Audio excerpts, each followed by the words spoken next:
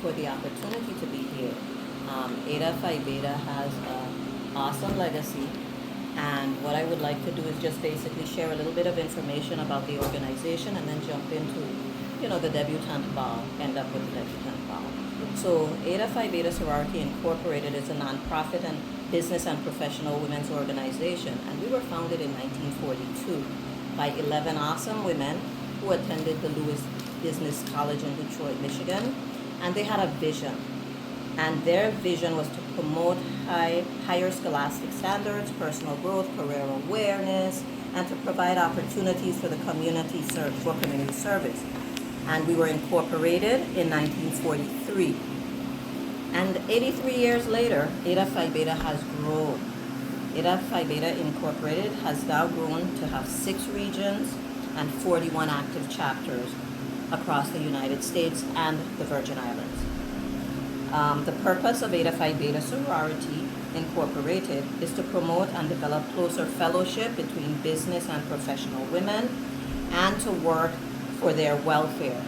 And in doing so, we try to obtain for women the opportunity for the highest standards in all business fields and to aid high school graduates with scholarships, awarding them scholarships, and facilitate education in business and professional fields, and to contribute financially to local and national charities, and to promote and assist in programs that designated on improving the well-being of intellectually and developmentally disabled citizens and their families. And we do this through service and advocacy, and that particularly is near and dear to my heart because I have a career in working with individuals with disabilities. So we work collaboratively with organizations within the community.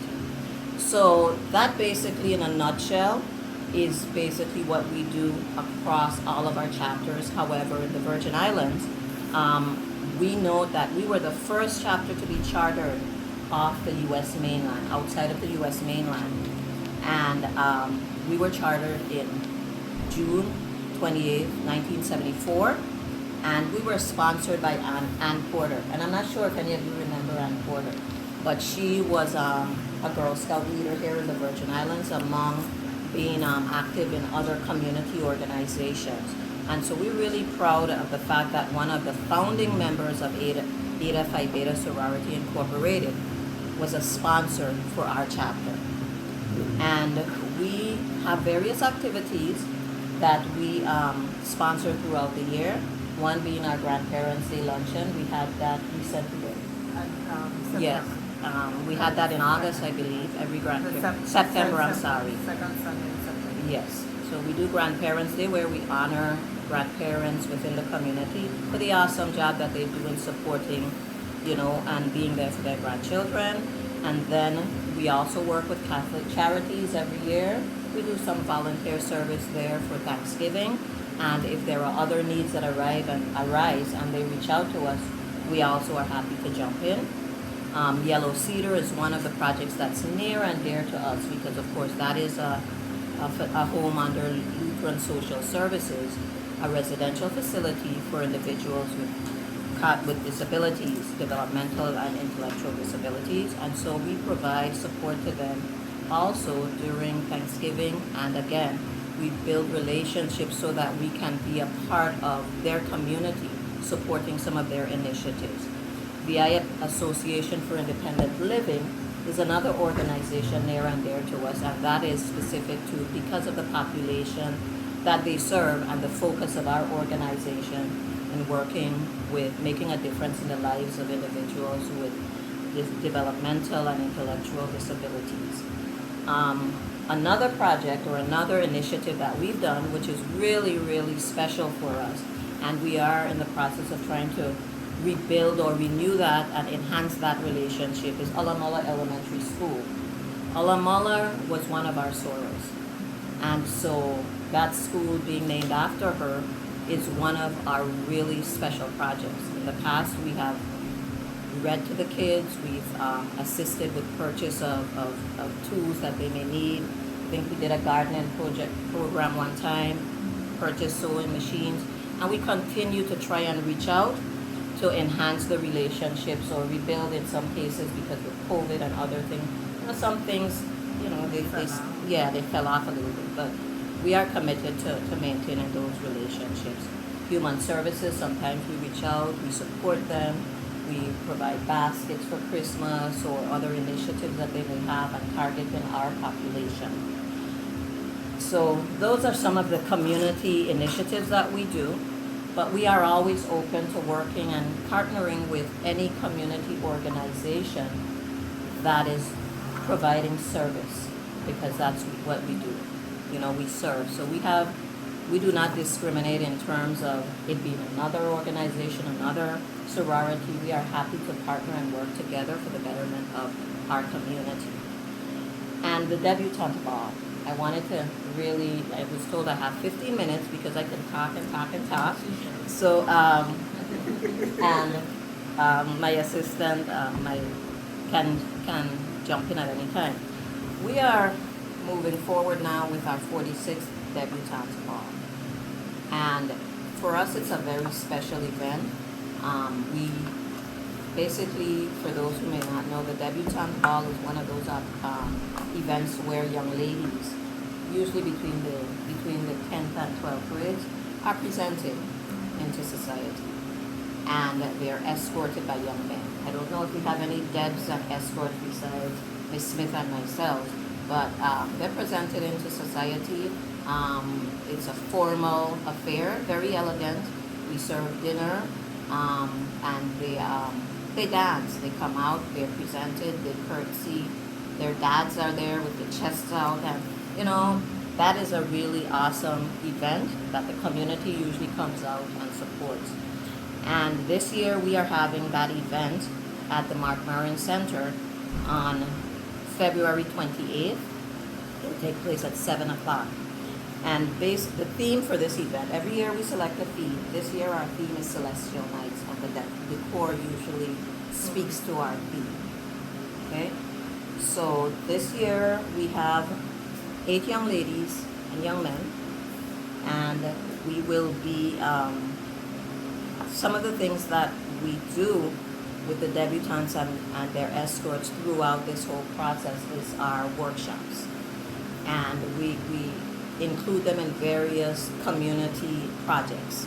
So I don't know if you want to jump in and speak about any of those projects.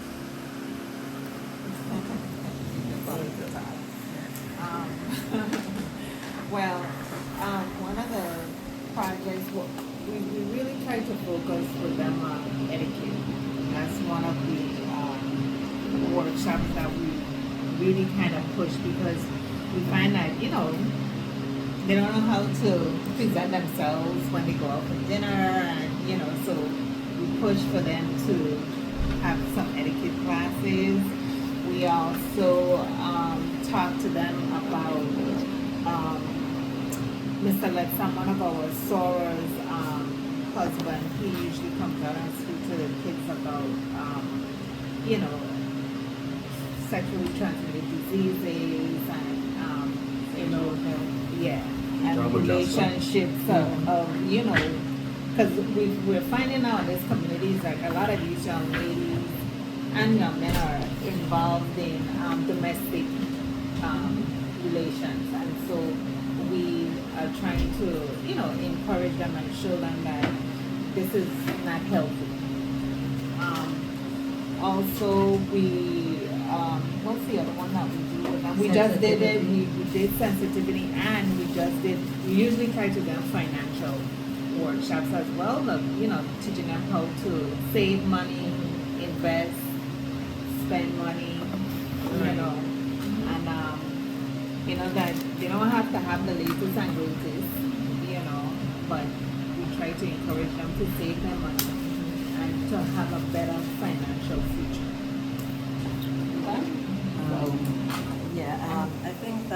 I think this year too we're trying to have The scavenger hunt. right. Oh, that's a fun thing that they like. Yeah. The funny thing is about this whole process is usually we have these kids who are, I don't want to do it because my boys were escorts, and one of my boys, he was like, Mommy, I don't want to do this. But as the process goes on and they see how much fun they're having then it leads up to the night at the bar. It's like we can't get insurance to go home. We'll be like, And we gotta go. You know, Right. they want to stay. Right. They're taking pictures and everything else. But one of the sorors, again, Soror Beverly Letsom, she came up with the idea of a scavenger hunt. So basically what it is that we pick,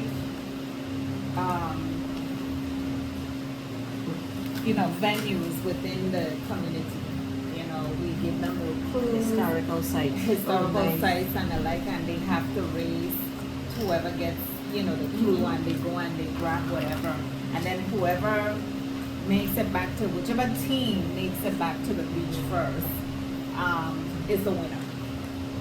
But we normally don't announce the winner at that time. We announce it when we have the dead ball social. And that social is when the children, they perform for their parents. Oh, nice. So whatever talents they have, if you're a singer, a majorette, you drum, whatever you do, we give them a night that they present this to their parents and to us. And then we announce who the winner was for the scavenger hunt. So they have a good time. We have a good time with them as well. But as I said, initially they come in kicking and screaming sometimes, but in the end, they love it, and then we can get them to go home. So now let me talk to you about all the background work that goes into it, and I'll be brief, but background work is us getting everything together. And of course, something like this has a cost. So we often, there's a registration fee that each couple, each individual has to pay. But of course, there's a fee for the ticket. The tickets are $100 per person. And we have a commemorative, a souvenir booklet that we put out. And that's how we try to generate a lot of the funds for us carrying out this event and this work, the work that we do. Because giving scholarships, providing support to our organization, we need resources for that. So we have the patrons, and we have 3 levels of patrons. We have the silver, the gold, and the platinum. 10, 15, no, 10, 25, and 50. Yeah. 10, 25, and 50. And 25, 50 and up. Yes, Is the platinum. is the platinum. And then we have ads. We have quarter page, half page, and full page.